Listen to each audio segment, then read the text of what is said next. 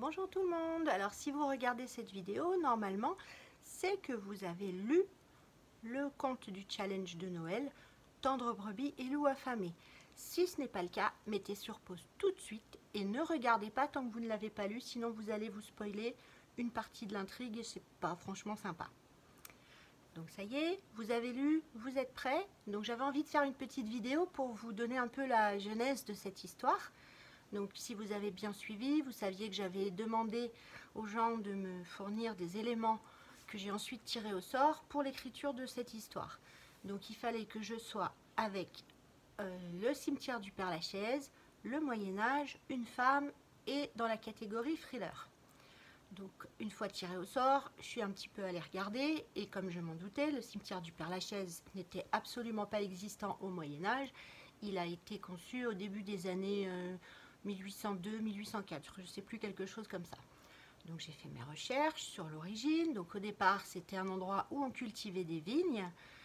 Ensuite, aux alentours de 1600 et quelques, c'est devenu une maison de repos pour les jésuites, et notamment le père Lachaise, en deux mots, confesseur de Louis XIV, qui a ensuite donné aussi son nom au cimetière. Donc une fois que je savais tout ça, j'avais appris beaucoup de choses, mais je n'étais pas beaucoup plus avancée pour l'écriture, puisque Père Lachaise et Moyen-Âge, ça n'allait pas ensemble. Donc en désespoir de cause, je suis allée encore un peu me promener sur le net. Je me suis un petit peu perdue dans les méandres d'internet jusqu'à tomber sur une espèce de visite virtuelle du Père Lachaise. Et là, l'illumination. Au Père Lachaise, il y a la tombe d'Héloïse et Abélard, qui sont les amants tragiques, c'est comme ça qu'on retient, l'image du romantisme, des amours qui ne peuvent pas être heureuses, etc., des sortes de Roméo et Juliette, avec une fin moins tragique, mais une vie quand même assez catastrophique. Donc j'ai continué à creuser, je suis allée voir un petit peu la vie d'Héloïse et Abélard. Je connaissais vaguement, mais sans plus.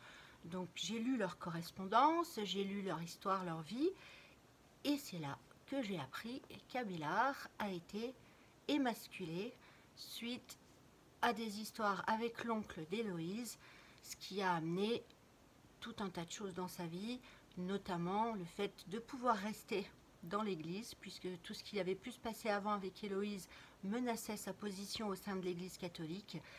Donc on est sur une histoire qui m'a tout de suite paru un petit peu quand même glauque, malgré tout, parce que il le reconnaît lui-même, il a plus ou moins violé Héloïse, même si à l'époque, au Moyen-Âge, on ne voyait pas tout à fait les choses de la même façon, ça reste quand même un viol.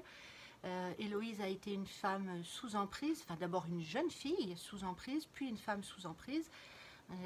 On peut dire que Abélard a gâché la vie d'Héloïse, puisqu'elle s'est retrouvée au couvent, elle s'est retrouvée nonne à cause de lui, à ne pas profiter de l'enfant qu'elle avait eu avec lui. Donc une histoire qui rappelle quand même beaucoup de choses qu'on peut voir actuellement tourner sur les réseaux sociaux, sur des hommes qui prennent la main sur des très jeunes filles et qu'on laisse plus ou moins faire, enfin, quand on voit les histoires de Gabriel Matzneff, ce genre de choses.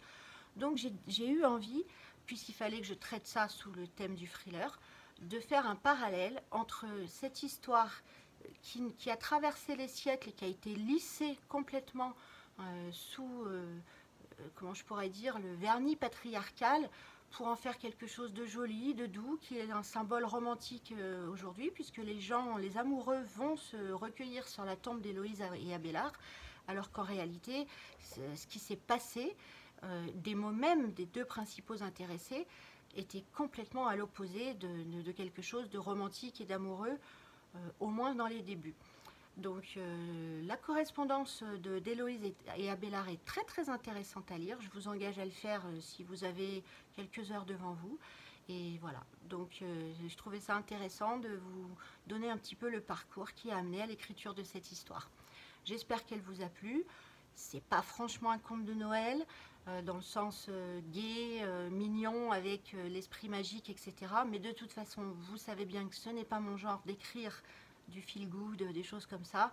Donc vous n'avez pas dû être trop surpris. Et puis le sort avait décidé, le sort voulait que ce soit dans une catégorie quand même plus noire. Donc voilà, j'espère que vous avez apprécié. Je vous souhaite encore un joyeux Noël, de très bonnes fêtes de fin d'année et je vous dis à bientôt.